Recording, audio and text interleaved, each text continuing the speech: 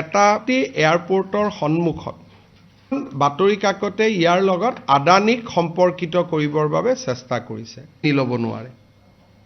যদি আমি ইতিমধ্যে সেই মাটিটো বহুত ব্যৱসায়ীয়ে সেই মাটিটো পাৰিম সেই মাটিখিনি গুৱাহাটীৰ ইনভেষ্ট কৰা মাটিখিনিহে আমি কিনিম আৰু তাত শব্দটো ক'ব খোজা নাই তাতে আপোনালোকে গলে দেখা পাব যে ডাঙৰ ডাঙৰ আমাৰ ব্যৱহাৰৰ কাৰণে ৰাখিব খুজিছো আৰু কনসাৰ্ট ইকনমি হ'ব পৰাকৈ তাত ৰাজ্য চৰকাৰে এখন ডাঙৰ ষ্টেডিয়াম বনাব খুজিছে যাতে আমাৰ ইয়াত কনভেনশন হৈছমেন জোন কৰিব খুজিছো যাতে আৰু এইটো আৰু মই বাতৰি কাকতৰ সন্মানীয় সাংবাদিকসকলক অনুৰোধ কৰিম পৰা আপোনাৰ ঘাটত এভিকশন হৈছে আদানীক মাটি দিব উৰিয়াম ঘাটত কোন আদানী যাব গতিকে ইমান অদ্ভুত ধৰণৰ কথা কৈ মানুহে গম পাব এই মাটিটোতো আদানীক দিয়া নাই মাটিত ফৰেষ্ট দে হ'ল এটা উৰিয়াম আজি এটা এয়াৰপোৰ্টৰ সন্মুখতে যেতিয়া মই আস্তিয়া হলে ভৱিষ্যতে আদানীয়ে সেই মাটিটো ললেহেঁতেন লগে লগে মেডিকেল কনফাৰেন্স হল কনক্লেভ ষ্টুডিঅ টাইপ ইমান ডাঙৰ হ'ব নোৱাৰে হোল ফাংচন হয় গতিকে সৌ নকৰাকৈ উৰা বাতৰি প্ৰচাৰ কৰি থকাটো মই ভাবো অসমৰ ভৱিষ্যতৰে মোবাইলৰ হোৱাটছআপ কৰিলেও মই উত্তৰ দি দিওঁ কথাটো জানি পেলাই লিখিলেতো কোনো আপত্তি নাথাকে গতিকে নজনাকৈ মানুহক আৰু এই কথাটো মই গভীৰ উষ্ণৰে কৈছো লেভেল যে গভৰ্ণমেণ্টৰ এগেইনষ্টত লিখিব আৰু গভৰ্ণমেণ্টৰ বাহিৰত সব পেপাৰক দেখিছো ইভেন ৱায়াৰৰ দৰে পেপাৰে মোৰ এগেইনষ্টত দিন ৰাতি লিখে কমেন্ট মই নিদিও কিন্তু সকলোৱে নিজৰ নিজৰ ব্যৱস্থাটো মেইনটেইন কৰি চলিলেহে অসমখন ভাল হ'ব কালি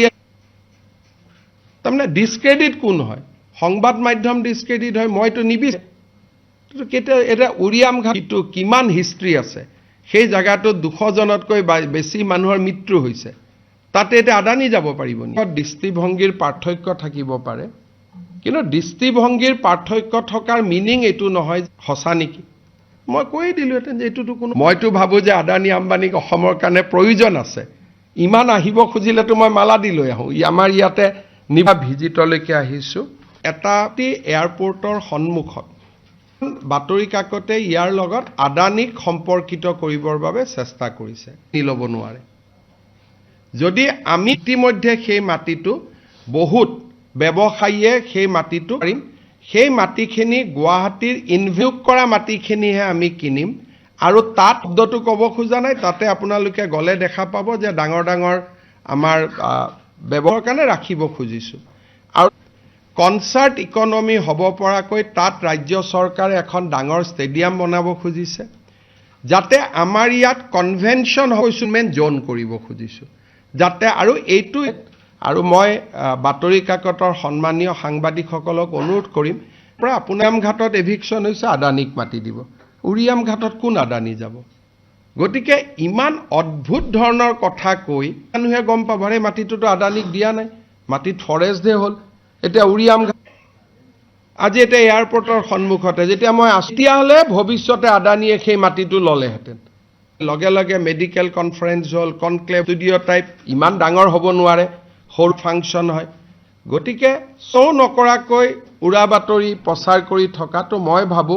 অসমৰ ভৱিষ্যতৰে মোবাইলৰ হোৱাটছআপ কৰিলেও মই উত্তৰ দি দিওঁ কথাটো জানি পেলাই লিখিলেতো কোনো আপত্তি নাথাকে গতিকে নজনাকৈ মানুহক আৰু এই কথাটো মই গভীৰ উষ্ণৰে কৈছো লেভেল যে গভৰ্ণমেণ্টৰ এগেইনষ্টত লিখিব আৰু গভৰ্ণমেণ্টৰ বাহিৰত সব পেপাৰক দেখিছো ইভেন ৱায়াৰৰ দৰে পেপাৰে মোৰ এগেইনষ্টত দিন ৰাতি লিখে কমেন্ট মই নিদিও কিন্তু সকলোৱে নিজৰ নিজৰ ব্যৱস্থাটো মেইনটেইন কৰি চলিলেহে অসমখন ভাল হ'ব কালি তাৰমানে ডিসক্ৰেডিট কোন হয় সংবাদ মাধ্যম ডিসক্ৰেডিট হয় মইতো নিবিচাৰো কেতিয়া এটা উৰিয়াম ঘাটটো কিমান হিষ্ট্ৰী আছে সেই জায়গাটো 200 জনতকৈ বেছি মানুহৰ মৃত্যু হৈছে তাতে এটা আদানী যাব পাৰিব নি দৃষ্টিভংগীৰ পাৰ্থক্য থাকিব পাৰে কিন্তু দৃষ্টিভংগীৰ পাৰ্থক্য থকাৰ মিনিং এটো নহয় হসা নেকি মই কৈ দিলোহেঁতেন যে এটোটো কোনো মইতো ভাবো যে আদানী আম্বানীক অসমৰ কাৰণে প্ৰয়োজন আছে ইমান আহিব খুজিলেতো মই মালা দি লৈ আহো আমাৰ ইয়াতে নিবা ভিজিটলৈকে আহিছো যিকোনো খবৰৰ বাবে যোগাযোগ কৰক 7099017330 লগতে 7099017110 নম্বৰত